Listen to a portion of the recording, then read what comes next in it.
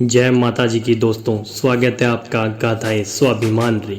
दोस्तों, आज मैं उस योद्धा की बात करने जा रहा हूँ जिसने कभी भी कोई युद्ध नहीं हारा। जी दोस्तों, मैं बात करने जा रहा हूँ मेवाड़ के वीर योद्धा महाराणा कुंभकर्ण, जिन्हें महाराणा कुंभा के नाम से जाना जाता है, जिन्होंने मेवाड़ रियासत में कुंभलगढ़ दुर्ग का निर्माण करवाया, जिसकी दीवार भारत की सबसे लंबी दीवार है। राणा कुंभा वही योद्धा है जिनके नाम मेवाड़ के 84 में से 32 किले बनवाने का कीर्तिमान है। वहीं राणा कुंभा जिन्होंने मालवा विजय के उपलक्ष्य में चित्तौड़गढ़ दुर्ग में 9 मंजिला विजय स्तंभ का निर्माण करवाया, जो आज भी चित्तौड़गढ़ दुर्ग में गर्व से अपना मस्तक ऊपर किए खड़ा है। महाराणा कुंभा द्वारा बनाए गए किलों में से सिरोही, बैराट, अचलगढ़ और कुंभलगढ़ के किले प्रसिद्ध है। महाराणा कुंभा को चित्तौड़गढ़ दुर्ग का आधुनिक निर्माता कहा जाता है। तो दोस्तों, चलिए जानते हैं राणा कुंभा ने अपने शत्रुओं को कैसे धूल चटाई और अपनी मातृभूमि को आजीवन स्वतंत्र रखने का और अपना साम्राज्य विस्तार किया। दोस्तों, अगर आप चैनल पर नए हो तो चैनल को सब्सक्राइब करना ना भूलें। महाराणा कुंभा मेवाड़ के 5वें शक्तिशाली शासक थे, जिन्होंने 1433 से लेकर 1468 ईस्वी तक मेवाड़ पर शासन किया। राणा कुंभा के पिता महाराणा मोकल लक्ष्य सिंह व हंसाबाई के पुत्र थे, जिनके प्रारंभिक शासन पर इनके मामा रणमल का प्रभाव था। 1433 ईस्वी में मोकल की जीलवाड़ा में उनके चाचा और मेरा ने महपा पवार के साथ मिलकर हत्या कर दी। इसी बीच 1433 में राणा कुंभा मेवाड़ के शासक बने। उन्होंने अपनी सूझबूझ एवं योग्यता से राज्य की आंतरिक स्थिति को मजबूत किया। सिंहासन संभालते ही कुंभा ने सबसे पहले अपने पिता के हत्यारों को मिटाने के लिए अपने नाना रणमल के साथ मिलकर योजना बनाई। रणमल ने चाचा और मेरा को मार दिया, लेकिन महपा पवार बच निकला।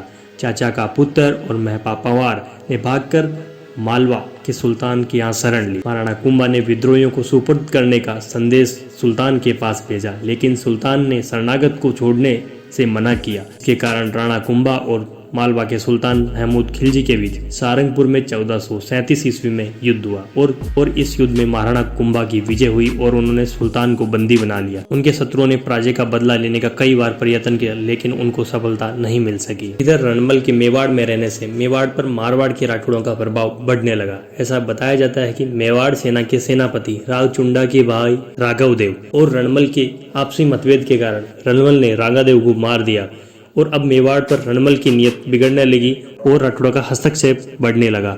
ऐसा बताया जाता है कि रणमल इनकी एक महिला मित्र थी, भारमली। रणमल ने एक बार भारमली को कुंभा को मारने की भी बात बताई, लेकिन भारमली एक सच्ची देशभक्त होने के नाते उन्होंने यह बात कुंभा की दादी हंसाबाई को बताई।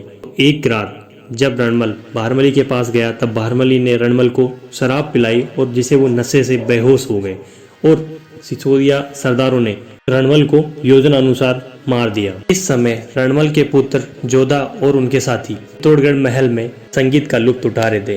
तभी यह बात संगीतकार को पता लगी और संगीतकार ने मारवाड़ी भाषा में जोधा को इंगित किया, जोधा भाग सके तो भाग, रणमल मारियो जाए। जोधा, रणमल को मार दिया गया है, अगर आपको बचना है तो यहाँ से भाग निकलो। इस बात का पता लगने पर जोधा और उनके साथी मेवाड़ छोड़कर वहां से भाग निकले और बीकानेर आकर उन्होंने शरण ली। सिसोदियों ने मारवाड़ की राजधानी मंडोर पर अपना अधिकार कर लिया। मंडोर को पुनः प्राप्त करने के लिए जोधा ने कई बार मंडोर पर आक्रमण किया, लेकिन हर बार विफलता उनके हाथ लगी। एक बार जब जोधा क्षतिग्रस्त हो गए, जब वो पानी की तलाश में दर बदर भटक रहे थे, तो उन्हें दूर एक खेत में घर दिखाई पड़ता है। जब वो उस घर के पास पहुंचते पहुंचते अपने घोड़े से गिर जाते हैं। घर में किसान की पत्नी थी, तो किसान की पत्नी ने आकर जोधा को उठाया और अंदर ले जाके बिठाया और पानी पिलाया। मारवाड़ की एक रीत है कि घर में आया हुआ कोई भी मेहमान भूखा नहीं जाता, तो उन्होंने जोधा को भोजन के अंदर मारवाड़ का प्रसिद्ध व्यंजन खिचड़ा परोसा। उन्होंने खिचड़े के बीच के अंदर घी डाला। जोधा काफी दिनों से भूखे थे, तो उन्होंने सीधा अपना हाथ खिचड़े के बीच में डाले हुए घी के अंदर रखा और उनका हाथ जल गया। इस चीज को देखकर महिला ने बोला, तुम भी जोधा की तरह पागल हो? तो जोधा ने बड़े ही आश्चर्य से पूछा कि आपको क्या पता कि जोधा कैसे पागल है? तो उस महिला ने बताया, जोधा बार बार मंडोर पर आक्रमण कर रहे हैं, जबकि आज मंडोर मारवाड़ की राजधानी थी और राजधानी हमेशा रियासत के बीच में होती थी। तो जोधा ने पूछा, हे माता, जोधा को क्या करना चाहिए? उस महिला ने बताया कि जोधा को पहले अपने 1, 2, 4, 5 छोटे छोटे गाँवों को जीतना चाहिए और उसके बाद उसको मंडोर पे आक्रमण करना चाहिए। जोधा ने वहां से 15 साल के बाद जोधा ने मंडोर पर आक्रमण करने की योजना बनाई। उससे पहले जोधा ने अपनी बुआ हंसाबाई को संदेश भेजा और संधि की बात बताई। हंसाबाई के आग्रह पर राणा कुंभा यानी मारवाड़ और मेवाड़ के बीच में आवड़ बावड़ की संधि हुई। राणा कुंभा ने चित्तौड़ में कुंभा स्वामी और संगार चौरी का मंदिर, एकलिंग जी का मीरा मंदिर और रणकपुर के मंदिर बनवाए, जो अपनी विशालता एवं तक्षण कला के कारण विलक्षण है। कुंभा एक विद्वान और विधानुरोगी शासक था। कुंभाकालीन कान्हा व्यास रचित एकलिंग महात्म्य से ज्ञात होता है कि वह वेद, स्मृति, मीमांसा, उपनिषद, व्याकरण एवं राजनीति में रुचि रखता था। जीवन के अंतिम दिनों में कुंभा को उन्माद रोग हो गया। ऐसी स्थिति में 1468 में एक दिन महामऊदेव के कुंड के निकटवर्ती जलाशय कुंभलगढ़ दुर्ग में जब कुंभा बैठा हुआ था, तब उनके पुत्र उदा ने उनकी हत्या कर दी। महाराणा कुंभा की महत्ता विजय से अधिक उनके सांस्कृतिक कार्यों के कारण है। उन्होंने अनेक दुर्ग, मंदिर और तालाब बनवाए तथा चित्तौड़ को अनेक प्रकार से सुसंस्कृत किया। कुंभलगढ़ का प्रसिद्ध किला उनकी कृति है।